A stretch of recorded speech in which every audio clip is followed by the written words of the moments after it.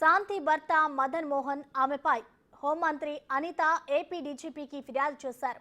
తన బిడ్డకు తండ్రెవడో తేల్చాలని వారిని కోరారు. తనకు తన బిడ్డ ప్రాణాలకు ప్రమాదం ఉందని రక్షణ కల్పించాలని కోరారు.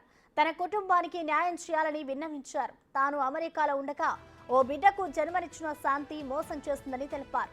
ఆ బిడ్డకు తండ్రి ఎవరో తేల్చి న్యాయం చేయాలని కోరారు.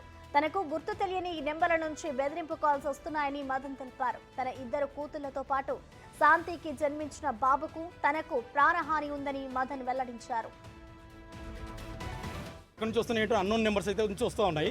నేను ఆల్రెడీ ఆమె నర్వస్. నేను లీగల్గా నేను ప్రొటెక్ట్ చేసుకోవాలి. నాకు ఇద్దరు ఆడపిల్లలు ఉన్నారు. ఒకవేళ ఆ బాబు నా బాబు కాకపోయినప్పటికీ కూడా అది కూడా పసిపున దేవుడితో దైవస్వరూపం కాబట్టి ఆ ముగ్గురు పిల్లలకి నాకు ఈవెన్ శాంతికి కూడా తనకు కూడా ప్రొటెక్షన్ కావాలి. ఆమె కూడా ఒక స్త్రీ కాబట్టి ఈ దృష్ట్యా నన్ను నేను కాపాడుకునికి పిల్లలు కాపాడుకునికి మీడియా ముందుకు వచ్చాను. Home minister madam Anitha madam కూడా కలిశాను. మేడం 15 నిమిషాలు 15-20 మినిట్స్ పర్సనల్గా మాట్లాడారు. మదన్ 4 రోజుల నుంచి వస్తున్నటువంటి విషయం అంతా మాకు తెలుసు. మేమంతా వింటున్నాము, క్షుణ్ణంగా అబ్జర్వ్ చేస్తూ ఉన్నాము, మెటికులస్గా ఎవరీ స్టెప్ అబ్జర్వ్ చేస్తూ ఉన్నాము. మ్యాటర్ కొద్దిగా సెన్సిటివ్గా ఉంది. అక్కడ ఒక ఎస్టీ అమ్మాయి, సో ఆల్రెడీ మ్యారీడ్, ఇద్దరు ఆడపిల్లలు ఉన్నారు. అక్కడ ఆ తప్పు చేసిన వాళ్ళు ఎవరైనా కానీ వాళ్ళు నిజంగా లీగల్ డైవర్స్డా కాదా, ఇందులో ఏంటి అసలు మెయిన్ ఆబ్జెక్టివ్ ఏంటి, దీని వెనకాల అంటే బాబులకన్నీ కారణం ఏంటి, ఏమన్నా హిడెన్ ఎజెండాస్ ఏమన్నా ఉన్నాయా, అవన్నీ మేము చూస్తాము. కాబట్టి మ్యాటర్ సెన్సిటివ్గా ఉంది. తప్పకుండా తప్పు చేసిన వాళ్ళు ఎంత పెద్దవాళ్ళైనా సరే ఉపేక్షించేది లేదు. చట్టం తన పని తను చేసుకుంటే వెళ్తుందని మేడం నాకు గ్యారెంటీ ఇచ్చింది. సో నేను కూడా మేడం దగ్గర ఎమోషనల్గా ఏడవాల్సి వచ్చింది. ఆ పరిస్థితిలో కొన్ని వచ్చేస్తారు, అన్నోన్ నెంబర్స్ నుంచి వస్తున్నాయి. సో ఇటువంటి టైంలో ఇక నాకు వేరే ఆప్షన్ లేదు. డైరెక్ట్ మేడం గారిని కలిస్తే మేడం గారు కూడా వెంటనే డీజీపీ గారు కూడా ఫోన్ చేశారు.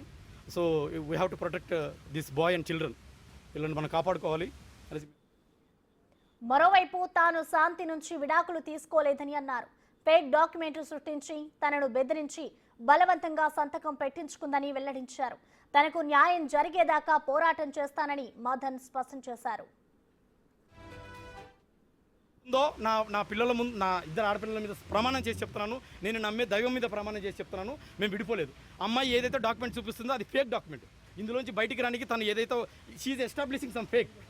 ఇఫ్ యూ వాంట్, నేను మీడియా ముందు ఈ 10 కోట్ల తెలుగు ప్రజల ముందు నేను ఛాలెంజ్ చేస్తున్నాను. ఆమె ఏ డాక్యుమెంట్ అయితే చూపిస్తుందో ఆ డాక్యుమెంట్ ఫోరెన్సిక్ పంపించండి. అది 2024లో డమ్మీగా తయారు చేసినటువంటి డాక్యుమెంట్. దాంతో నాతో బలవంతంగా సైన్ పెట్టించుకుంది. నేను మీ ముందే చెప్తున్నాను, ఒకవేళ అది ఫేక్ డాక్యుమెంట్ అని కాకపోతే ఈ కేసు నేను వదిలేసి ఇంటికి వెళ్ళిపోతాను. నేను చెప్తున్నాను, ముందే చెప్తున్నాను.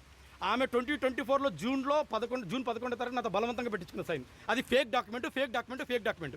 నా పిల్లల మీద ప్రమాణం చేసి, నేను నమ్మే దైవం మీద ప్రమాణం చేసి చెప్తున్నాను. నన్ను భయభ్రాంతులకు గురి చేసి నన్ను మబ్బిత పెట్టి